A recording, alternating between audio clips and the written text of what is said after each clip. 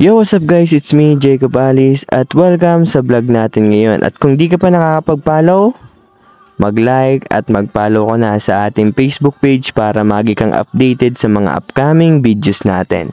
So yun, don't forget to like. At sa video ito ay maghahanap nga tayo ng paggawaan ng tarpaulin dahil magpapagawa tayo ng tarpaulin para kay Papa. At sa mga kabarangay nga pala natin dyan, huwag niyo pong kakalimutan, Pablo Corono Alice, in short, Pab sa Balota. So, support niyo po Papa ko guys. At habang palabas na nga ako, ay may nakita akong NMAX. Yan, yung pangarap ko talagang motor na gustong gusto kong madrive. Baka naman. At nandito na nga pala tayo sa paggawaan ng tarpaulin dito sa barangay ng San Rafael sa Philiprint. Yan, dito guys. At ito na nga guys, papasok na tayo dito sa Philiprint. So yan, naglalakad na tayo papasok.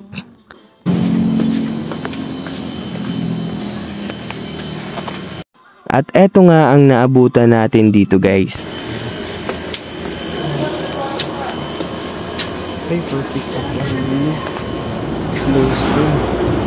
At close na nga pala sila ngayon at for pick up only na lang kasi sobrang dami atang nagpapagawa sa kanila ng tarpaulin guys. Kaya no choice tayo, pupunta tayo ng Goa. At nandito na nga pala tayo guys sa Goa, dito sa tapat ng Chosen Few. Yan, di ko na mabasa yung ano dito, yung tawag sa store na to, basta dito yun guys sa Goa. Siguro naman alam nyo na to guys. At dahil nga sobrang dami dito guys, naghanap na ulit tayo ng mapapagawa ng tarpaulin kasi matatagalan tayo dito. At nandito na nga tayo sa Fontaholic guys, so another pagawaan ng tarpaulin, kaya dito na tayo nakapagpagawa.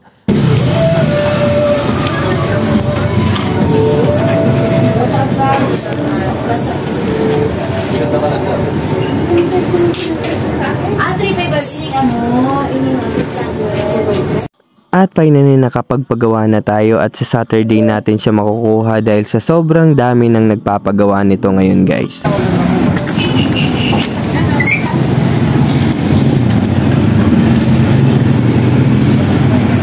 At dito nga napansin kong konti nilang yung gas kaya magpapagas muna tayo. Dito na nga pala ako nagpagas dito sa may Tiagaw. At habang nagbibideo nga pala ako dito guys, nakalimutan ko, bawal nga pala mag cellphone kapag nandito sa gas station, kaya pinatay ko din agad to guys. Finally nakauwi na nga pala tayo, thank you kay God sa pag-iingat. At eto na nga guys tayo, medyo haggard na kasi ginagawa ko talaga yung ano ni Papa dito. So yan, ready to print na din to bukas guys.